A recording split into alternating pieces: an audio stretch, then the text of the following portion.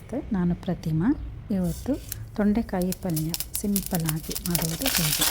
ಮೊದಲಿಗೆ ಎಣ್ಣೆ, ಸಾಸಿವೆ, ಕರಿಬೇವು, ಹಸಿಮೆಣಸಿನಕಾಯಿ, ಈರುಳ್ಳಿ ಹಾಕಿ ಚೆನ್ನಾಗಿ ಫ್ರೈ ಮಾಡಿಕೊಂಡು, ಹಾಗೆ ಜೀರಾ ಪೌಡ್ರು, ಚಿಲ್ಲಿ ಪೌಡರು, ಧನಿಯಾ ಪೌಡರು, ಅರಿಶಿಣ ಹಾಕಿ ಚೆನ್ನಾಗಿ ಹುರಿದುಕೊಳ್ಳಿ.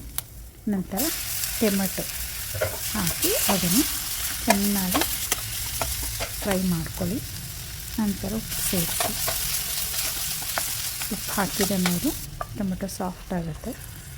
ಬೇಯಿಸಿದ ನೀರು, ತೊಂಡೆಕಾಯಿ ಬೇಯಿಸಿಟ್ಕೊಂಡಿದ್ದೀನಿ, ಅದರ ನೀರು. ಈಗ ಅದಕ್ಕೆ ತೊಂಡೆಕಾಯನ್ನು ಹಾಕಿ ಚೆನ್ನಾಗಿ ಫ್ರೈ ಮಾಡಿ, ಚೆನ್ನಾಗಿ ಕೈ ಆಡಿಸಿ, ನಂತರ ಮೇಲೆ ಕಾಯಿ ತುರಿಯನ್ನು ಹಾಕಿ ಕೊತ್ತಂಬರಿ ಸೊಪ್ಪನ್ನು ಅಲಂಕಾರ ಮಾಡಿ 1-2 ನಿಮಿಷ ಚೆನ್ನಾಗಿ ಮುಚ್ಚಿ ಇದನ್ನು